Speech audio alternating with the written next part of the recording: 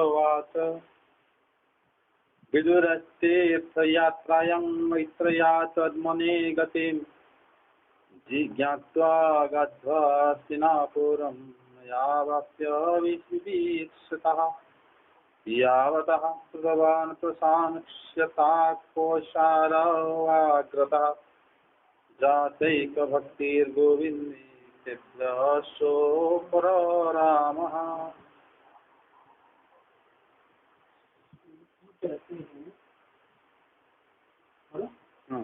सूजी कहते हैं विदुर जी तीर्थ यात्रा में महर्षि मैत्री से आत्मा का ज्ञान प्राप्त करके हस्तिनापुर लौट आए।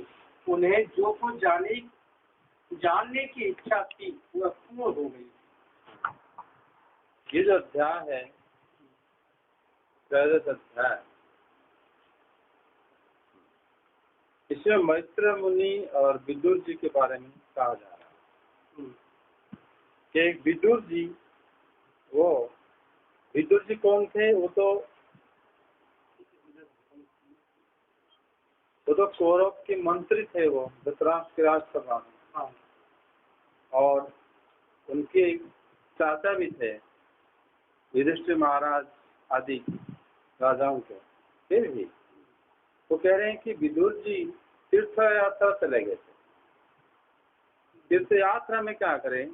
आत्मा परमात्मा का गति को जानकर वो परमात्मा गति के विषय ज्ञान प्राप्त करके जो कुछ उनको जानना था, जानने के पश्चात वो हस्तिनापुर वापस आ गए।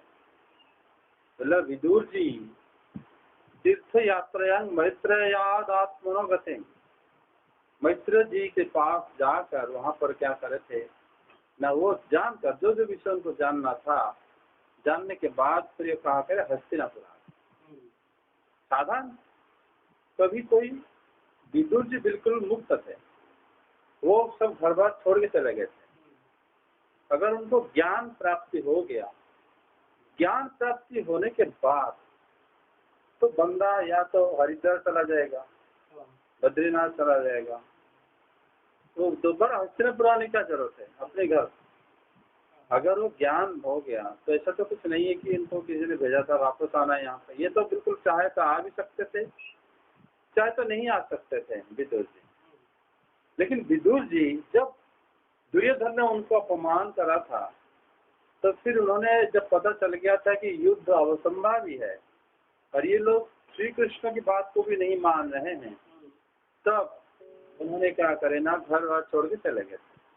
और मैत्र मुनि जो हरिद्वार में उनसे ये भागवत श्रवण करने के बाद ये वापस वहीं पर आ गए। कहाँ पर? हस्तिनापुर। ज्ञात्वा आगत हस्तिनापुरम तैवाप्त विविक्षितः, हस्तिनापुर को आ गए। हस्तिनापुर आने का ये भगवान के भक्त है, उनका एक ही लक्ष्य है, वो इसीलिए आया हस्तिनापुर। किसी भगवान की भक्ति को जो प्राप्त करने के बाद अगर कोई हस्तिनापुर आ रहा है, इसका अर्थ तो उनका हस्तिनापुर में कोई कर्तव्य शेष रह गया था, या तो हस्तिनापुर में उन्होंने किसी को पुकार करने के लिए आए थे। भक्त अन्यथा क्यों आएंगे? परोपकार के लिए ही उनका विचरण होता है। तो वास्तव में ये उनकी जो धृतराष्ट्र को सदगति देने के लिए विदुर जी आए थे। आगे विदुर जी ने मैत्री ऋषि से जितने प्रश्न किए थे उनका उत्तर सुनने के पहले ही श्री कृष्ण में अनन्य भक्ति हो जाने के कारण वे उत्तर सुनने से उपराम हो गए। उन्होंने मैत्र मुनि को बहुत सारे प्रश्न करे थे, लेकिन मैत्र मुनि जैसे उत्तर देने लगे, इनको पहले से भगवान की गोविंद के प्रति भक्ति उत्पन्न हो गया था।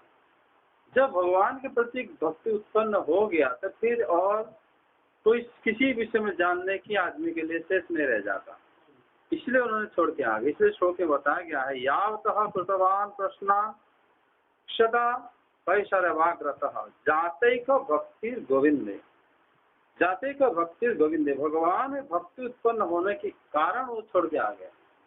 अरे और क्या जरूरत है और क्या मैं सुनूं, इसलिए उन्होंने उनका शिक्षा पूर्ण हो गया। आगे सौनक जी अपने चाचा विदुर जी को आया देख धर्मराज युधिष्ठिर, उनके चारों भाई धृतराष्ट्र, युधिष्ठिर, संजय, कृपाचार्य, कुंती, गांधारी, द्रौपदी, सुभद्रा, उत्तरा, कृपी तथा पांडव परिवार के अन्य सभी नर नारी और अपने पुत्रों सहित दूसरी स्त्रियां सबके सब बड़ी प्रसन्नता से मानो मृत शरीर में प्राण आ गया हो ऐसा अनुभव करते हुए उनकी अगवानी के लिए सामने गए। यथायोग आलिंगन और प्रणामादि के द्वारा सब उनसे मिले और प्रेम जनित उत्कंठा से कातर होकर सबने प्रेम के आंसू बहाए। युधिष्ठिर ने आसन पर बैठा कर उनका यथोचित सत्कार किया। ये तो चार श्लोक कर देना। ये जो है तंग बंधु मागतंग पहले बता रहे हैं। दृष्टा धर्मपुत्र सहानुज धृतराष्ट्र युधिष्ठिर सुतः पारदता पृथा। पृथा मतलब यहाँ पर पहला श्लोक में बता रहे हैं तृतीय श्लोक में कि हे सौनक जी, अपने बांधव चाचा विदुर जी को आए देखे हुए अपने छोटे भाइयों के साथ महाराज युधिष्ठिर, धृतराष्ट्र, युधिष्ठिर, संजय, कुंती आदि इतना ये लोग सब देखकर, और उसमें बताया गया तंग बंधु मागत। इसी श्लोक में ये शब्द बड़ा महत्वपूर्ण है, जिसमें युधिष्ठिर महाराज कह रहे हैं कि अपने बांधव चाचा को उन्होंने अपने बांधव कहे हैं, अपने बंधु, क्योंकि वो जानते हैं कि विदुर जो है बहुत बड़े भक्त है भगवान के। ये बात आप एकादश स्कंद में भी पता चलेगा कि भगवान श्री कृष्ण जब अपनी लीला को बंद कर रहे थे, धराधाम में अप्रकट करना चाह रहे थे, उसी से उनके पास उद्धव जी बैठे हुए थे।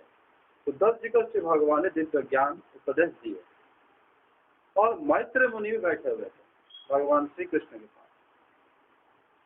उसी समय भगवान श्री कृष्ण उनको उपदेश देने के बाद उससे विदुर को याद करे थे भगवान ने कि आप ये ज्ञान विदुर को दे देना। तुम सोचो, जिसको भगवान याद कर रहे हैं वो भी लीला संग करने से पहले विदुर कितने महत्वपूर्ण लोग होंगे, कितने महत्वपूर्ण भक्त होंगे, ये जरा सोचने वाली बात है। जैसे आपको हमें कौन याद करता है? तो बाहर खड़ा होगा वो याद करता होगा, किससे मान लो किससे पैसे पाना होगा वो याद करता होगा। जिनको भगवान याद कर रहे थे तो उसका महत्व बहुत ज्यादा है। इसीलिए विदुर जी को जब देखे कौन ना ये धृतराष्ट्र युधिष्ठिर महाराज धृतराष्ट्र के साथ युद्ध स्वतः ये लोग सब जब देखे, इसलिए कहा गया संग बंधुम आगतम। मतलब युधिष्ठिर महाराज भक्त हैं, इसीलिए वो अपने बांधव माने हैं उनको, चाचा को, किनको, विदुर जी को।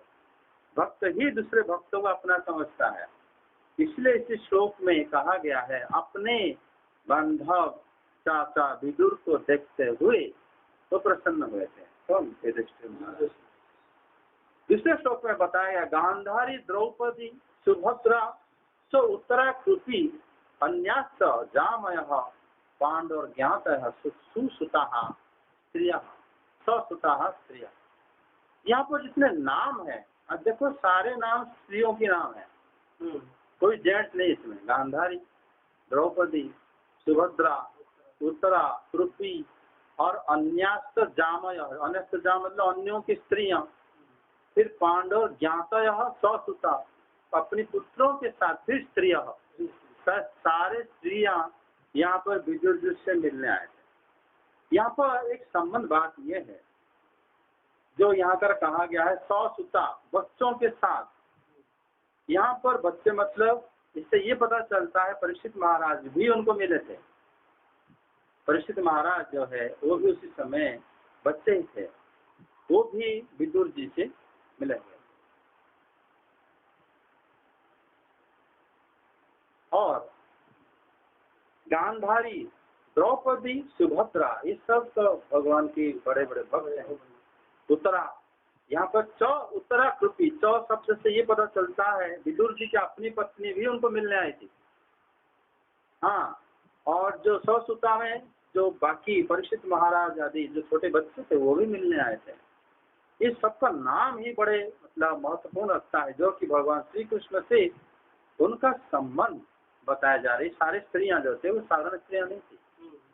लेकिन आश्चर्य बात यह है, ये लोग विदुर से मिलने सब आ गए थे। मतलब इससे ये पता चलता है कि उन्होंने विदुर से, जो श्री कृष्ण की प्रिय भक्त हैं, इससे मिलने के लिए स्त्रियां सब आई थी, वो भी बिना रोक टोक।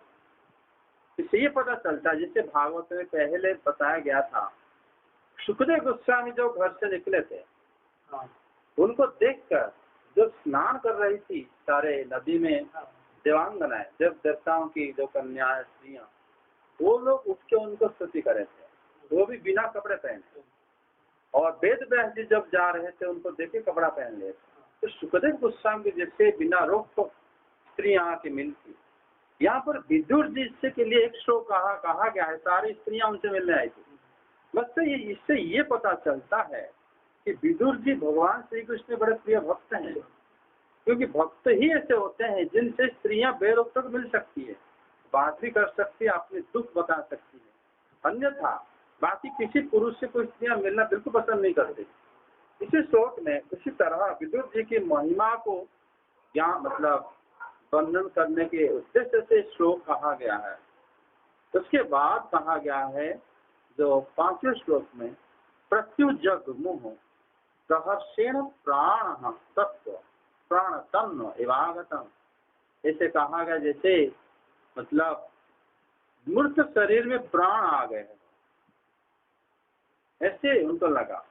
क्यों ऐसा लगा, किस प्रकार उनका शरीर मृत हो गया था? इससे ये पता चलता है कि वो भगवान श्री कृष्ण की विरह में सब लोग का प्रतिपादन कर रहे थे, या मतलब प्रतीक्षा कर रहे थे। भगवान श्री कृष्ण जब अर्जुन को लेते हुए चले गए थे, कहाँ पर? द्वारका नगरी। और वहां पर भगवान अप्रकट हो गए, अर्जुन अभी तो वापस नहीं आए। ये बात विदुर जी को पता है कि श्री भगवान अभी धराधाम में नहीं, लेकिन पांडवों को अभी तो पता भी नहीं था। और ये सारी स्त्रियां, जैसे यहाँ पर सुभद्रा की नाम जो लिखा गया है, ये बड़े महत्वपूर्ण है।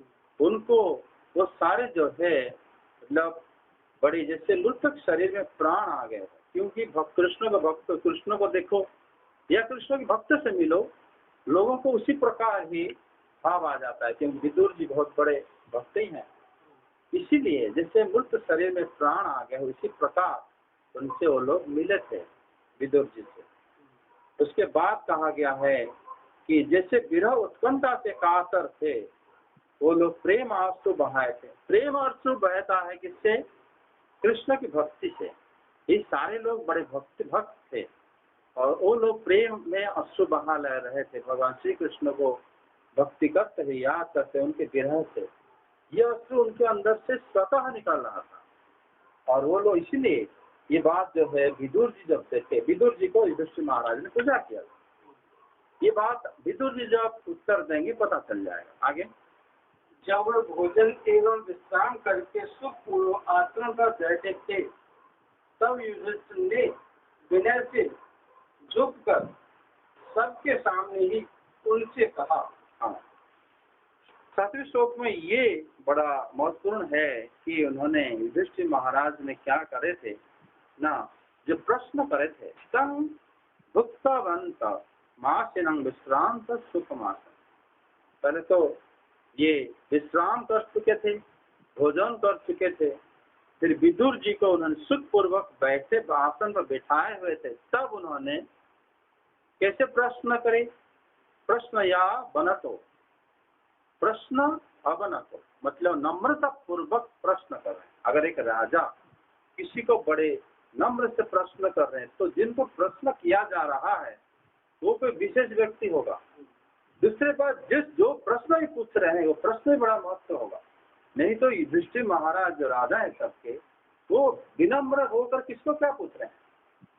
आगे उनका प्रश्न क्या था? युधिष्ठिर ने कहा, चाचा जी, जैसे पक्षी अपने अंडों को पंखों की छाया के नीचे रखकर उन्हें सेते और बढ़ाते हैं, वैसे ही आपने अत्यंत वात्सल्य से अपने कर कमलों की छत्र छाया में हम लोगों को पाला पोसा है। मतलब यहाँ पर विदुर जी कह रहे हैं कि अपनी माता के साथ हम लोगों को जिस प्रकार मतलब कष्ट आदि मिला था,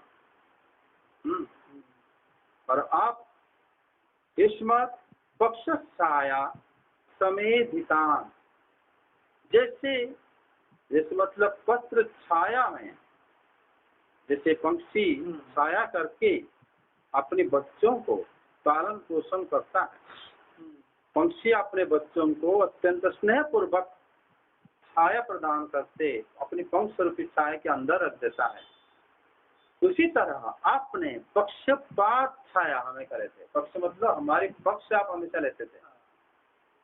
ये जो छाया विदुर जी क्या करते थे, हमेशा पांडव के पक्ष लेते थे। बचपन से वो जानते थे कि ये लोग धार्मिक हैं सब लोग, और ये भगवान के भक्त भी हैं सारे, इसीलिए विदुर जी वे मतलब हमेशा ही उनके पक्ष लेते थे। ये पक्षपात शब्द छाया पांडवों को देते थे, उसी को याद करते हुए युधिष्ठिर महाराज पूछ रहे हैं, क्या आप हम लोग को कभी स्मरण करते हैं? क्या कभी आप याद करते हैं? हमें याद करना बड़ी महत्वपूर्ण है। भक्त भी याद कर सकता है, कोई भक्त दूसरे संसारी लोगों को भी याद नहीं करता, इससे क्या मतलब है उनको? लेकिन भक्त जो है भक्तों को जरूर याद करते हो, किस प्रकार भक्ति कर रहे हैं भगवान की अभी। इसलिए उन्होंने कहे थे, क्या आप हमें कभी याद करते हैं? आगे बार बार आपने हमें और हमारी माता को विस्तार और लाक्षागृह की तह आदि विपत्तियों से बचाया है। क्या आप कभी हम लोगों की भी याद करते रहे हैं? यही तो श्लोक 8 है। आगे आपने पृथ्वी पर विचरण करते समय किस वृत्ति से जीवन निर्वाह किया? आपने पृथ्वी तल पर किन किन तीर्थों और मुख्य क्षेत्रों का सेवन किया? ये प्रश्न युधिष्ठिर महाराज कर रहे हैं। युधिष्ठिर महाराज कह रहे हैं कि विदुर जी बहुत दिन तक बाहर थे, जब युद्ध शुरू नहीं हुआ था तब चले गए थे। अभी युद्ध शुरू भी हो गया, युद्ध खत्म भी हो गया, युधिष्ठिर महाराज आज से यज्ञ भी कर लिए, परीक्षित महाराज जन्म भी हो गए, तब ये आए। इतने दिन तक ये कैसे रहे बाहर? क्या वृत्ति कर रहे थे? ये वृत्ति जो है भिक्षा मांग रहे थे या कहीं काम कर रहे थे? पैसे ला के तो खाए होंगे, कैसे खाएंगे यहाँ पे दुनिया में? फिर ये कि जो महामंत्री थे हमारे यहाँ पे, यहाँ जाने के बाद करे क्या? ये प्रश्न भी ये युधिष्ठिर महाराज के मन में क्यों आया कि वो कह रहे हैं, क्या वृत्त्या वर्तितं वत्सरिद्धि क्षितिमंडलम, आप क्षितिमंडल पृथ्वी पर विचरण करते हुए कौन सी वृत्ति से अपना जीवन निर्वाह किया था? इससे ये पता चलता है, जैसे युधिष्ठिर महाराज अपने लिए ये पूछ रहे थे कि आपने बाहर जो रहे किससे रह रहे थे चाचा जी, आप क्या कर रहे थे? ये प्रश्न व्यक्तिगत था, क्योंकि अगर युधिष्ठिर महाराज राज्य छोड़ के कभी जाएंगे तो क्या करके बाहर रहेंगे, क्या करना चाहिए?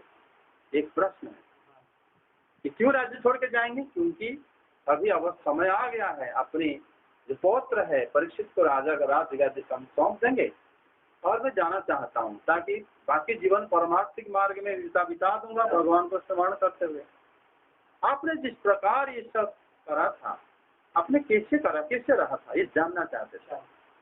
ये प्रश्न जो है अपने निज प्रश्न था कि कैसे जीवन निर्वाह किया जाता है बाहर। घर से निकलने के बाद खाते क्या है?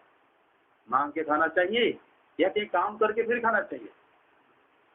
ये प्रश्न बड़ा महत्वपूर्ण था। दूसरा कि आप कौन सी क्षेत्र मुख्यानि सेवितानि भूतले, कौन सी तीर्थ गए?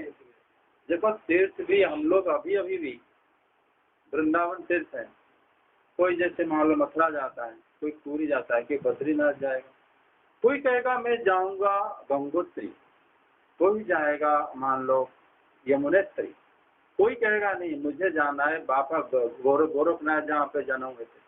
कोई कहेगा नहीं भूतनाथ जहाँ पे मैं वहां जाऊंगा, कोई कहेगा कि मतलब आदमी अपना स्वभाव के हिसाब से तीर्थ स्थान जाता है। ये बड़ा महत्वपूर्ण है, क्यों वो जानते थे कि विदुर जी भगवान की बहुत बड़े प्रिय हैं। ये कौन से तीर्थ चॉइस करे थे, ये भी युधिष्ठिर महाराज को जानना बहुत जरूरी था। ये प्रश्न व्यक्तिगत था, मतलब इससे मुझे भी वही करना चाहिए, ये वही जानना चाहते थे विदुर जी इतने बड़े भक्त, क्या क्या तीर्थ उन्होंने मतलब कौन से तीर्थ गए थे और क्यों गए थे।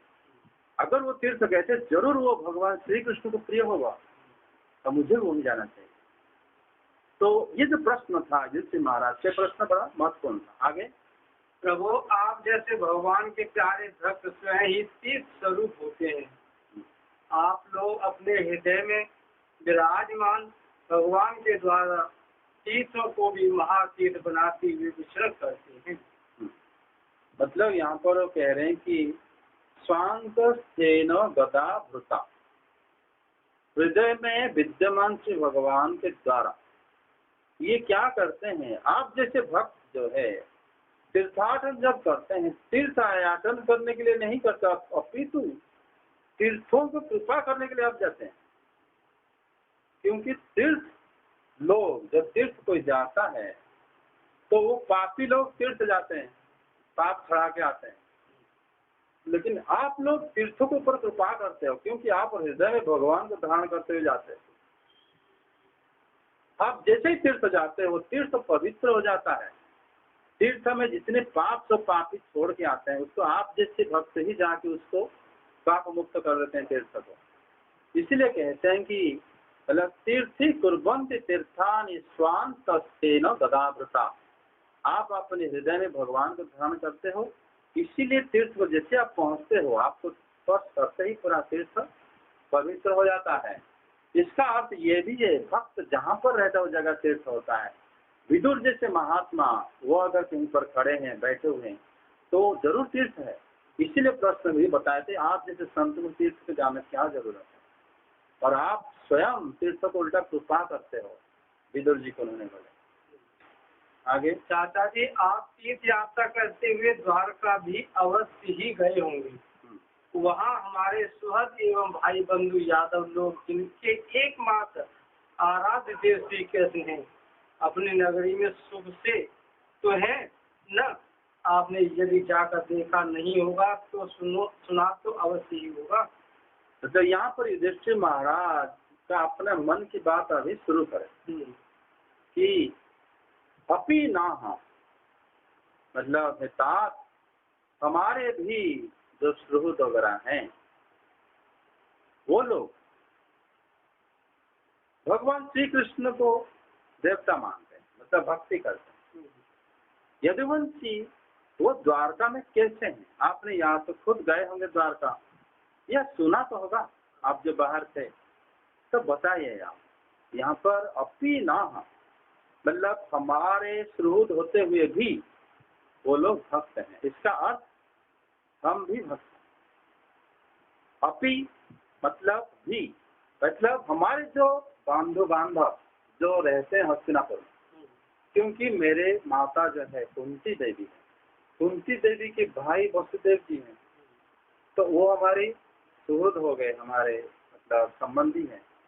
हमारे संबंधी भी भक्त हैं, तो उनके बारे में जानना चाहते हैं। क्योंकि विदुर जी को कोई बाकी प्रश्न तो नहीं कर सकते, वो कह रहे अपी न श्रुदाता बांधव कृष्ण देवता, वो लोग भगवान कृष्ण के अनन्य भक्त हैं और मेरे सुहृद भी भक्त हैं, इसलिए आप उनके बारे में कुछ जानते हो क्योंकि आप भक्त हो। क्या आप कभी द्वारका गए थे, क्या द्वारका में अभी क्या हो रहा है आप बता सकते हो, इसे आप सुना है, क्योंकि वो लोग भक्त हैं। इसी प्रकार प्रश्न कर रहे हैं जबकि अपनी चाचा को प्रश्न कर रहे हैं। आगे, युधिष्ठिर के इस प्रकार पूछने पर विदुर जी ने तीर्थों और यदुवंशियों के संबंध में जो कुछ देखा सुना और अनुभव किया था सब क्रम से बतला दिया, केवल यदुवंश के विनाश की बात नहीं थी। मतलब यहाँ पर विदुर जी सारे उनका प्रश्न का उत्तर दे दिए। बाहर कौन सी वृत्ति में रहते थे, कौन से तीर्थ गए थे, और बाकी सब जगह की बातें कर दी। लेकिन उन्होंने क्या करे, यदुवंश का क्षय के बारे में कुछ नहीं।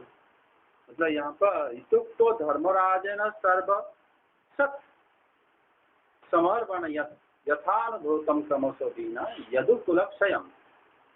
यदुकुल क्षय शब्द आया है कि भगवान की जो कुल है वो क्या क्षय हो सकता है। तो इस शब्द क्यों लिखा गया है कि यदुकुल क्षयम, तो नष्ट हो गया। क्षय शब्द का अर्थ जो है मतलब अंत हो जाना, प्रलय होना, हानि हो जाना, और ऋण लेने को भी क्षय कहते हैं, रोग हो जाने को भी क्षय कहते हैं। लेकिन क्षय शब्द के और अर्थ भी है, जो घर को भी क्षय कहा जाता है।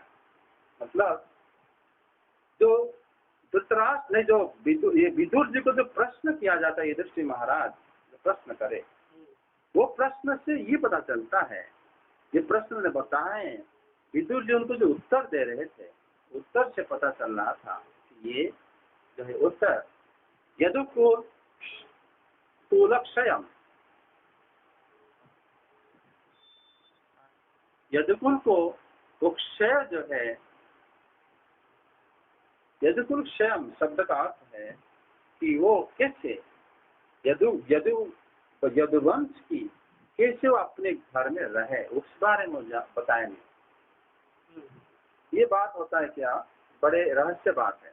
भगवान श्री कृष्ण जब लीला को संग करे, उसी समय यदुवंश जो वहां पर रह रहे, वो उसी जगह में रह रहे थे, लेकिन बाहर लोग नहीं जानता। जैसे भगवान श्री राम भी जब अयोध्या में अपनी लीला मतलब संग करे, अभी भी अयोध्या में भगवान रहते हैं और उनकी सारे लोग रहते हैं, लेकिन साधारण लोग उनको जो जाएंगे देख नहीं पाते। उसी प्रकार भगवान द्वारका में भी जब अपनी लीला को बंद करे, अब वो सारे भक्त अभी भी रह रहे हैं, लेकिन साधारण लोग उनको देख नहीं पाएंगे। इसीलिए उनको कुलक्षयम शब्द का अर्थ ऐसा नहीं कि यदुवंश ध्वंस हो गया, वो नहीं बता पाए, ध्वंस नहीं हुआ था। कुलक्षयम का शब्द का अर्थ है वो यदुवंशी अपने घर में या भगवान अप्रकट लीला इस प्रकार करे थे जो कोई नहीं जानता। अगर मैं पांडवों को भी बता दूंगा, ये भी वहां जाने के लिए जिद करेंगे भगवान के सानिध्य में, जो कि इस जगत वासियों के लिए मुश्किल का कारण हो जाएगा, क्योंकि जगत कल्याण ये पांडवों से ही होगा। इसीलिए इनको मैं नहीं कहूंगा, नारद जी आके समझा देंगे, जल्दी लोग समझ जाएंगे। इसलिए विदुर जी उसके ऊपर प्रश्न भी नहीं उठाया कि भगवान श्री कृष्ण अपने लीला को किस प्रकार समेटे। द्वारका में भी अभी भगवान श्री कृष्ण वास करते हैं, ये बात आप ये इतिहास भी है, जानते हैं लोग। जब मीरा भाई जब द्वारका गए, उन्होंने भगवान को द्वारका में नित्य द्वारका में प्रवेश कर गए। ना मीराबाई की शरीर का समाधि है, ना वो कहाँ गए फिर। वो कोई कहता है भगवान के शरीर के अंदर समा गए, वो साजिद्य मुक्ति नहीं मिला। वो भगवान को अपनी पति मानते थे, उन्होंने शादी करे भगवान से। जैसे द्वारका की अन्य रानियां द्वारका में रहती है, उसी प्रकार मीराबाई भी एक रानी होकर रही द्वारका में। वो द्वारका कहाँ है, वही द्वारका है जिस द्वारका के अंदर मीराबाई अंतर्धान हो गई। द्वारकाधीश मंदिर में पुजारी कहते हैं कि वो यहाँ से मंदिर गए, वापस नहीं आए, कहाँ चले गए अंदर से। इसका अर्थ भगवान के नित्य द्वारका के अंदर प्रवेश कर गए, जो कि हमें पता नहीं चलता। उसी को यहाँ पर वो इंगित कर रहे हैं, बाहर लोग नहीं देख पाएंगे। जो भक्त का समय आएगा वो उसी में जाके भगवान को नित्य सेवा करते हैं, और वहां पे जो चला जाता है वापस यहाँ नहीं आता। वो कैसे होता है वो भक्त ही जानता है, बाकी लोग नहीं जानता है। इसलिए यहाँ पर विदुर जी उनको यदुवंश की किस प्रकार भगवान जो अपने घर में सारे भक्तों को रख दिए, यदुवंशियों को, ये बात उन्होंने बताया नहीं। करुण हृदय विदुर जी पांडवों को दुखी नहीं देख सकते थे, इसलिए उन्होंने यह अप्रिय एवं असहाय घटना पांडवों को नहीं सुनाई। इसमें दुख की बात क्या है? भगवान के बारे में अगर बताएंगे तो पांडव दुखी हो जाएंगे क्या? इसमें दुख क्या है? वो तो भगवान के नित्य लीला में प्रवेश भी कर सकते हैं। इसमें विदुर जी किस बात के लिए दुखी है? वो पांडव को दुखी देखना नहीं चाहते थे।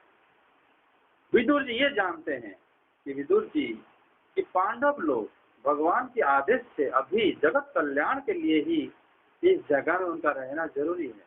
अभी थोड़ा कार्य शेष रह गया और अगर मैं उनको बताऊंगा ये तो वहां जाएंगे नहीं और इस उल्टा ये जगत के लिए ही बड़ा मुसीबत हो जाएगा, इसलिए मुझे चुप रहना श्रेष्ठकर होगा। ये नारद जी को बोलना पड़ेगा।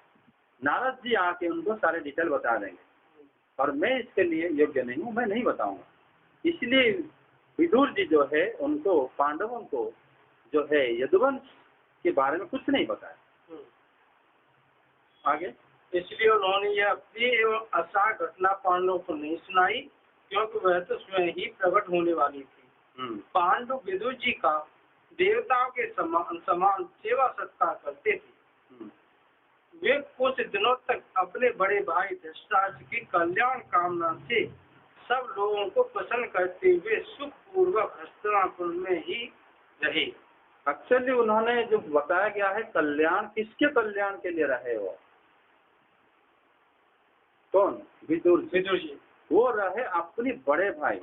अपने बड़े भाई है एक्चुअली धृतराष्ट्र, क्योंकि भातुर ज्येष्ठ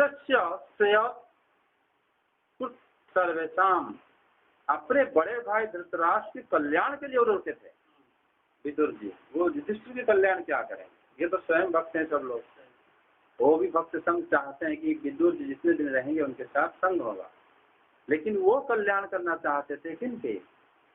धृतराष्ट्र के। लेकिन धृतराष्ट्र जो है आखिरी तक भक्ति को नहीं जानता, भगवद गीता सुनकर भी वो भक्ति को नहीं जानता है और उनको कल्याण करना ही चाहते थे। तो विदुर जी को क्या जरूरत है उनको कल्याण करना?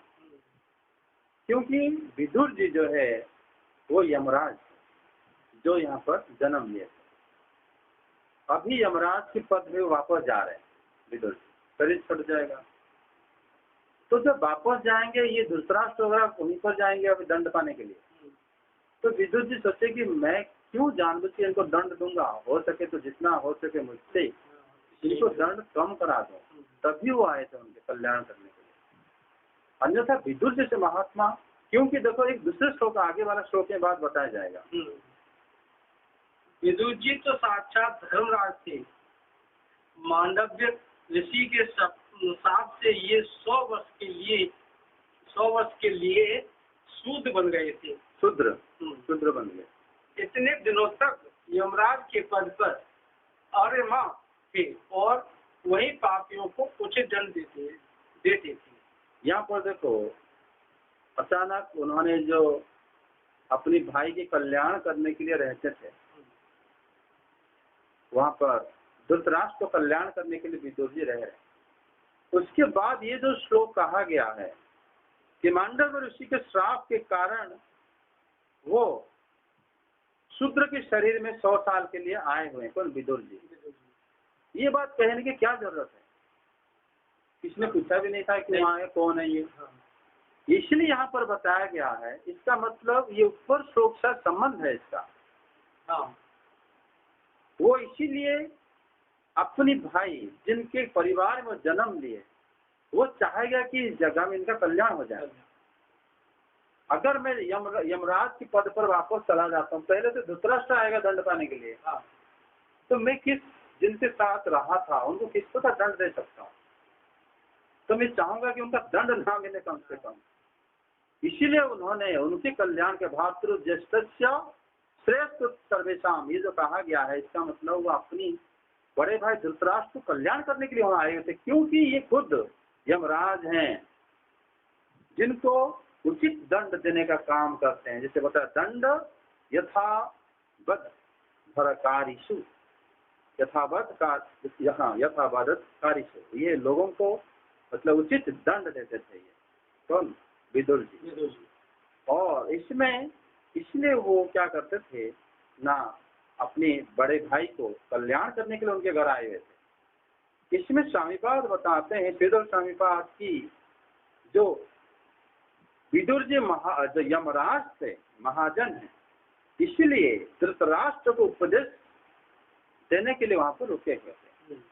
क्योंकि कोई कहेगा कि विदुर तो दासी पुत्र है और रिश्ते में छोटा है, छोटा भी है, तो वो कैसे बड़े भाई को उपदेश दे रहा है?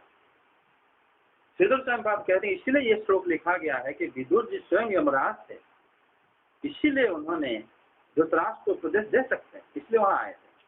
दूसरा अर्थ ये भी है, ये विदुर जी जो है भक्त हैं भगवान के और वो परोपकारी हैं, इसीलिए उनके भलाई के लिए और उनको चाहते थे कि धृतराष्ट्र को दंड ना मिले, यम मंत्रणा ना मिले, इसीलिए वो आए हैं, क्योंकि वो भक्त हैं। उपकारी जो मुझसे जो हो पाएगा मैं क्यों ना करूँ, जो भक्त कोशिश तो करेगा कम से कम सब लोग का कल्याण हो, इसीलिए उन्होंने आए, जबकि वो चाह भी नहीं रहे थे, लेकिन धृतराष्ट्र के पास से जबरदस्ती आए। आगे राज प्राप्त हो जाने पर अपने लोकपालों शरीर के भाइयों के साथ राजा वंशधर परीक्षित को देखकर अपनी अतुल संपत्ति से आनंदित रहने लगे। हाँ, जब 1600 जब मतलब राज्य प्राप्त हो गया, युधिष्ठिर अपने वंश को बढ़ाने वाले पुत्र परीक्षित को देखकर, मतलब भक्त को देखकर बड़े प्रसन्न थे, क्योंकि जो युधिष्ठिर महाराज जैसे उन्होंने देखे कि हमारे घर में परीक्षित है, तो वो युधिष्ठिर जैसे ही देखे परीक्षित को, तब तो काफी जो है प्रसन्न होकर वहां पर रहते थे युधिष्ठिर महाराज।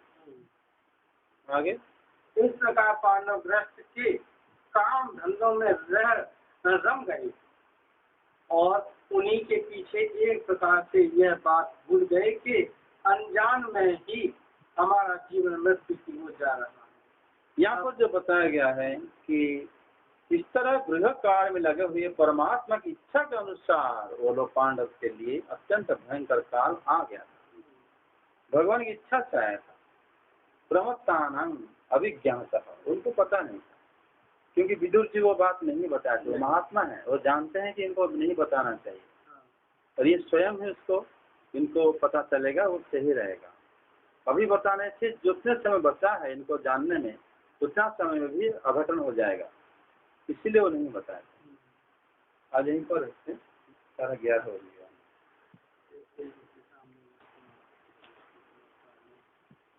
बड़ा हो जाता है।